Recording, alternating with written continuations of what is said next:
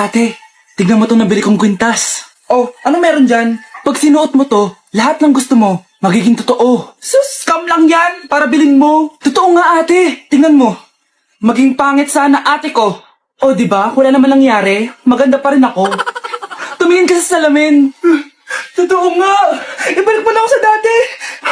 Ibalik mo na sa dati yung ate ko. Asa na nga yan? Gusto ko ng bagong cellphone. Wow, ang galing. Gusto ko na magka-jowa. Tumatawag. Hello? Hi, ako nga pala si Christian, yung jowa mo. Ha, jowa kita. Bakit ang dumi ng bahay? Ano kayo dito mga boss? Maglinis nga kayo, punyeta. Nay, pwede tumahimik ka muna? Pwede bang honey bunch na lang yung tawagan natin? Nay! Ostor? Bakit nandito ka, ha? Walang iya ka? Bakit mo ako ginagaya, ha? Baka nakakalimutan mo. Nanay mo ang sumira ng mukha ko. Ha? Wow! Hoy, Sofia! Tandaan mo! Katulong ka dito, di ba? Huwag kang paupa-upo lang dyan. Ma'am, kakatapos ko lang po maglinis. Nagpapahinga lang po ako. Talaga sumasagot ka pa sa amo mo, ha? Nay, ang dumi pa dito, oh. Hindi niya ginagawa na maayos yung trabaho niya. Walang iya ka? Madumi pa pala dito? At nakuha mo pang magpahinga dyan. Paano nangyari yun? Ma'am, nilinis ko na po yan. Maniwala po kayo. Oh, eto. Yung mukha ko! Ang sakit! Ayan, pati mukha mo, dudumi na. Umalis ka na dito! Tatanggalin na natin ha. Buti na lang talaga mabilis kang gumaling. O ayan, kuhang-kuha yung mukha ng pinapagaya mo. Dok, kamukha ko nga siya. Pinag-ipunan ko talaga to. Nagtataka lang ako, yung ibang tao, mga artista yung pinapagaya ang mukha. Eh yung sa'yo parang normal na tao lang yung pinagaya mo. Dok, may kailangan lang akong gawin. Kung ano man yan, mag-ingat ka ha. Ano? Ikaw si Sofia? Napakawalang ya mo din eh, no?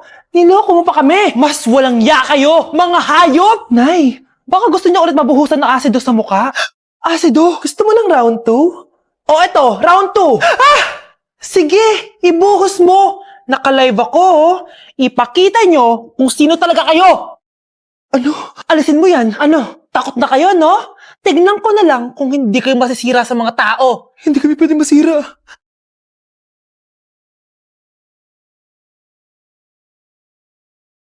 Baby, away tayo. O ano anak, puro bebe time na lang? Di ba may exam ka pa bukas? Opo, Nay. Try mo kaya mag-review para di ka puro bagsak. Diyos ko. Sige, Nay. Challenge accepted. Makaka-perfect ako sa exam bukas. Sino nagsabing hindi ko kaya mag-review? Baka Scarlett to. Ba't tumatawag na to? Oh, bakit, Bes? Nagre-review ako. Te, may bago akong chika. Importante ba yan? Importante. So, eto na nga. Go, Te! Spill the tea! Ano nangyari? 1 hour later. O siya, sige na, Te. Magre-review na talaga ako. Storbo. Saan na ba ako? X, Y... Hala, break na sila! Ano nangyari? 1 hour later. Mag-review na nga ako.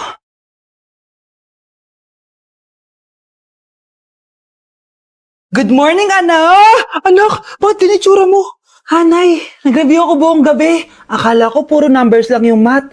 Bakit may X and Y? Di bale, anak, gamitin mo tong Radiance Glow Pure Blossom Elixirs ng YOU. Meron tong toner essence at illuminating serum. Ano naman yun, Nay? Ano to? Nakaka-bright, repair, at protekto ng skin. At di lang yun anak, nakaka-reduce to ng oiliness at ng skin texture. Suitable to for all skin types, kaya gamitin mo to para fresh ka bago ka mag-exam. Ay, ang fresh nga! Glass skin, no? Super lightweight at super dali lang pala i-apply nito, Nay. Go na, anak! Islay mo na yung exam mo. Good morning, class! Ready na ba kayo mag-exam? Sure nang makaka-perfect ako kasi nag-review ako. First question. Kung 5 ang kinain na pizza ni Maria at 2 ang sapatos ni Cardo, gaano kalayong Earth sa black hole?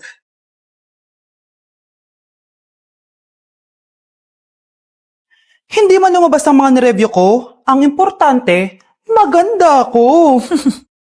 Good morning, ma'am! Ba't ang laki ng tiyan mo, Samantha? Buntis mo ako, ma'am!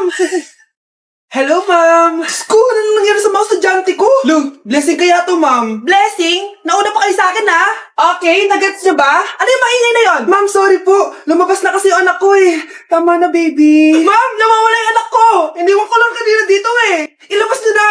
Kit-kit mo? Hoy! Balik mo sa akin, anak ko! Anak mo pala to? O, sa yung bata! Be, may gatas ka pa dyan? Naubusan na ako eh. Ay, Be, bumili ka. Ano, pati gatas ng anak ko, ubusin mo din? Gamot mo naman? Ang pangit naman ng anak mo. Aba, ano sabi mo?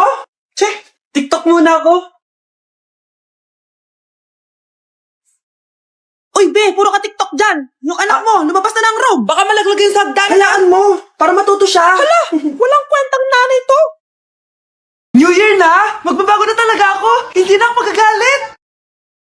Mga anak, kain na tayo! Teka lang, nasan yung kanin? Anay, huwag kang magagalit sa akin! Di pa lang nakapagsaing! Ano? Oh, kalma ka lang. Huwag kang magagalit.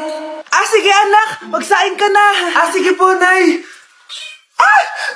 Nay, naputol ko yung hanger mo! Oh, kumalma ka. Huwag ka papadala sa emotion mo. Ah, okay lang yan anak, bibili lang ako ng bago. Ah, sige po, Nay!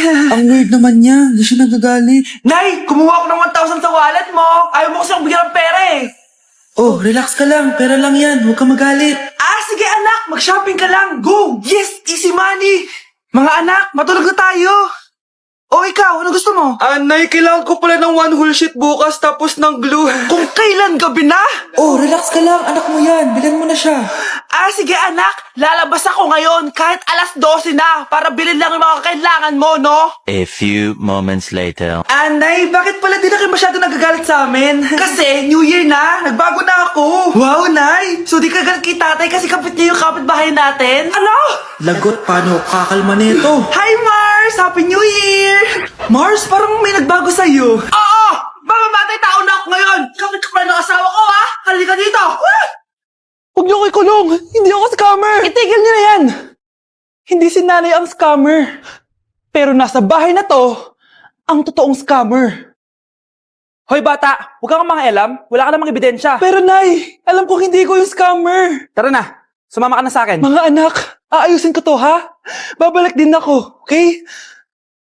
Kung sino man sa inyo yung totoong scammer, umamin na kayo!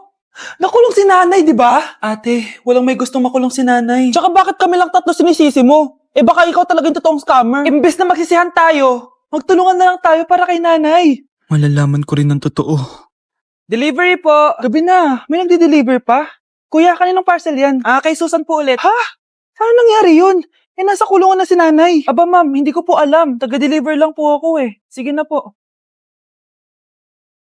Oh, nasa gitna yung kalaban ha? Hoy, ayusin mo na itong mga damit mo. Ilagay mo muna din sa kama. Oh, ayun na! Paano naman ito naman ng parcel na to? Nakakainis, talo na naman. Ano ba? Ba't nandito to? Ito ba yung galing sa scam? Sabi ko na nga ba? Ikaw yung scammer! Ate, hindi ako yung scammer. May parcel na dumating at nakapangalan kay nanay. Di ba pang computer to? Eh, ikaw lang naman mahilig mag-computer dito eh. Ano na namang scam ang ginawa mo? Pasalamat ka, minor de edad ka pa. Bawal ka pa makulong. Pasensya na sa ginawa ng anak ko. Pagsasabihan ko to. Basta wag na uulitin ha. Ako na magbibigay sa mga may-ari neto. Sige na. Ang galing mo talaga. Oh, ito. Sino to cellphone? Akin tong pera. Mas kailangan ko to. Galingan mo pang mang-scam para mas marami tayong makuha. Bahala sa'yo. Makakaasa ka. Gagalingan ko pa. Tama na. Ano to? Para na namang ulam? Mahal, pangako bukas may kakainin na tayo. Sinabi mo rin yan kahapon. Paano tong anak natin ha? Paano natin ito bubuhayin? Mahal, please. Magtulungan tayo. Makakaahon din tayo dito. Ayoko na. O ito, ikaw na maghalaga niyan. Mahal, please. Huwag mo naman kaming iwan. Babalik na ako sa dati kong buhay. Sa buhay na nakakain ako na masarap. Sa buhay na nakakapag-party ako. Sa buhay na prinsesa ako. Ayoko na ng gantong buhay. Mahal, please. Babawi ako. Kaya mo na yan. At wag na ako gugulin ha.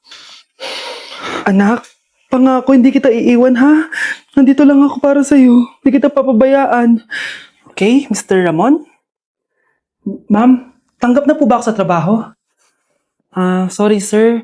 Based sa resume mo, hindi ka pala nakapagtapos ng college. Ang hanap po namin is college graduate. Uy Ramon, mukhang galing ka sa interview ah. Natanggap ka? Hindi nga eh. Baka may alam kang pwede kong pasukan ng trabaho. Pwede ako. Sige, sabihan kita ha. Salamat Susan. Dami naman basura dito. Ramon! May hiring daw yung kakilala ko at pwede ka daw doon magtrabaho. Ha? Talaga? Sa wakas, mabibilin ko na lahat ng pangangailangan ng anak ko. May anak ka pala? Oo. Iniwan kami ng nanay niya dahil di niya kaya tong gantong buhay. Hayaan mo, hindi mo deserve yun. Wow, ang bilis. May pumalit na agad sa akin. Mali ka nang iniisip. Alam mo ba, Ramon, nabibili ko na lahat ng gusto ko ngayon. Kumakain kami sa magandang restaurant at nakatira ako sa mansyon. Ha? Honey, tara na. Ipag-shopping pa kita mamaya. Baka malit pa tayo sa dinner natin. Okay, honey, papunta na. At ikaw, babae ka. Kung ayaw mong masira ang buhay mo, layuan mo yung lalaking yan.